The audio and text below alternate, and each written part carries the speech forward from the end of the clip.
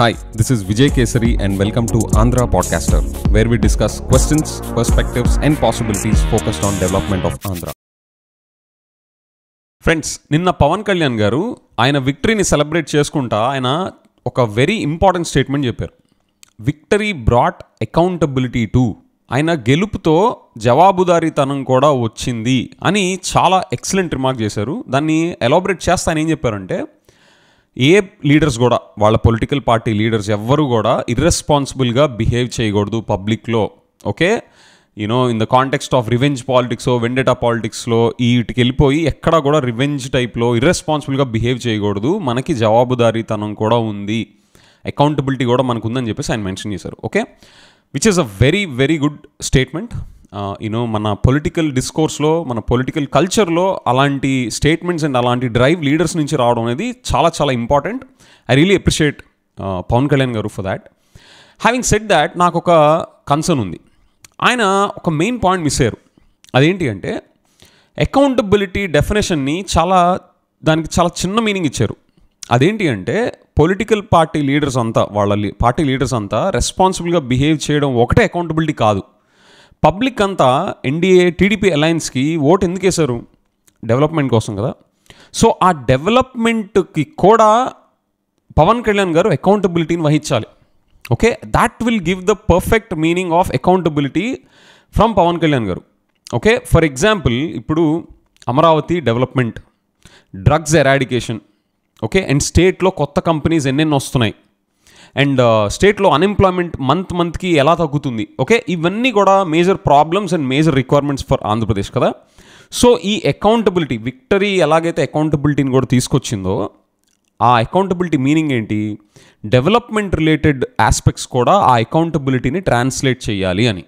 Okay, నేను ఒక ఉదాహరణకు చెప్తున్నా. ఏంటి అంటే, ఇప్పుడు అమరావతి డెవలప్మెంట్ ప్లాన్ ఉంది. అమరావతి డెవలప్మెంట్ ప్లాన్ అని ఇదివరకు రెజీమ్లో 2014 to 19 ఈయన అలయన్స్లో ఉన్న రెజీమ్లోనే ఏమైంది, అసలు ఆ ప్రాజెక్ట్కి ఎలా డెవలప్ చేస్తారు, ఎన్ని ఫేజ్లో డెవలప్ చేస్తారు, దాని టైం లైన్స్ ఏంటి, ఏ టైంకి ఏది పూర్తవుద్ది అనే ఒక అకౌంటబిలిటీ అనేది మిస్ అయింది. రైట్, ఇప్పుడు మన స్టేట్లో ఈ లాస్ట్ 5 yearsలో లెట్సే డెవలప్మెంట్ సరిగ్గా జరగలేదు అన్న హైపోథసిస్ చూస్తే, దాన్ని అకౌంటబిలిటీతో మిమ్మల్ని ఎక్స్పెక్ట్ చేస్తా గవర్నమెంట్లోకి తీసుకొచ్చిన దానికోసం ఏం చేయాలి? మీరు ఎన్ని కంపెనీస్ తీసుకొస్తారు, ఎవ్రీ మంత్ ఎన్ని కంపెనీస్ వస్తూ ఉంటాయి, ఎంత ఇన్వెస్ట్మెంట్స్ ఎంత టైం కల్లా టార్గెట్ చేస్తున్నారు, ఎన్ని జాబ్స్ ఎంత టైం కల్లా తీసుకొస్తున్నారు అనే అకౌంటబిలిటీ కల్చర్ని కూడా మీరు డెవలప్మెంట్లోకి తీసుకురావాలి. ఓకే, ఇప్పుడు another example, drugs eradication. Okay, స్టేట్లో డ్రగ్స్ చాలా తీవ్రంగా ఉన్నాయని చెప్పేసి మీరు ఎలక్షన్ క్యాంపెయిన్స్ అండ్ అంతకుముందు కూడా హైలైట్ చేస్తూ ఉన్నారు. సో ఆ డ్రగ్స్ని ఎరాడికేట్ చేయడానికి ఏంటి ప్లాన్? ఓకే, ఎన్ని రోజుల కల్లా డ్రగ్స్ అనేవి ఎరాడికేట్ అయిపోతాయి? Okay, what are the phases in which you are going to execute it and what are the time lines? Okay, so accountability అనేది very vague term sir. Okay, accountability అనేది just party leaders రెస్పాన్సిబుల్గా behave చేయడం వరకే దాన్ని define చేసి వదిలేస్తే, sir I'm telling you, will be under playing for what you have been elected by the people. మిమ్మల్ని ప్రజలు ఎందుకు ఎన్నుకున్నారో ఆ పర్పస్ని మీరు చాలా చిన్న వాటికి కుది చేసినట్టు అయిపోద్ది. ఓకే, సో నేను అందుకనే ఏమంటున్నానంటే, you be the champion for driving accountability in the government. Okay, and I feel that you are really eligible for that. 3 reasons. ఎందుకు అంటే, ఫస్ట్ థింగ్, మీకు సెకండ్ హైయెస్ట్ సీట్స్ వచ్చాయి ఆంధ్ర అసెంబ్లీలో. ఓకే, అండ్ మీరు second highest seats రావడం కాకుండా you are now the primary opposition party. And third thing, మీరు అలయన్స్లో ఉన్నప్పటికి కూడా మీరు లాస్ట్ టైం అమరావతి ఫార్మర్స్ పైన జరిగిన థ్రెటనింగ్స్ కానీ, వాళ్ళకి జరిగిన ఇంజస్టిసెస్ మీద మీరు వాయిస్ అవుట్ చేశారు. Okay, that's an exceptional demonstration of what you stand for, Pawan Kalyan garu. So I would really appreciate that, and therefore you are more eligible to drive the accountability factor in the current government. Okay, so ఈ 3 reasons వల్ల మీరు second highest seats వచ్చాయి, మీరు primary opposition party, and you have a track record of అలయన్స్లో ఉన్నప్పటికి కూడా alliance పార్ట్నరే deviate అయితే బయటకు వచ్చి మీరు వాయిస్ అవుట్ చేసే ట్రాక్ రికార్డ్ ఎక్సెప్షనల్గా మీకు ఉంది కాబట్టి you are more eligible now. Okay, so therefore I strongly believe sir, మీరు అకౌంటబిలిటీ అనే ఒక బ్రాడర్ టర్మ్కి ఒక షేప్ అండ్ ఫార్మాట్ తీసుకొని రండి.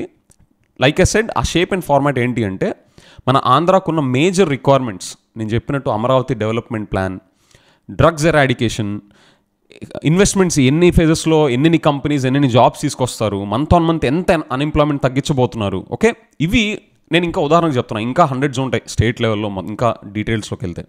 బట్ ఈ 4 పాయింట్స్ మీరు దృష్టిలో పెట్టుకొని మీరు అకౌంటబిలిటీని టైం లైన్స్ ప్రకారం, మైల్ స్టోన్స్ ప్రకారం జనాలతో కమ్యూనికేట్ చేయండి.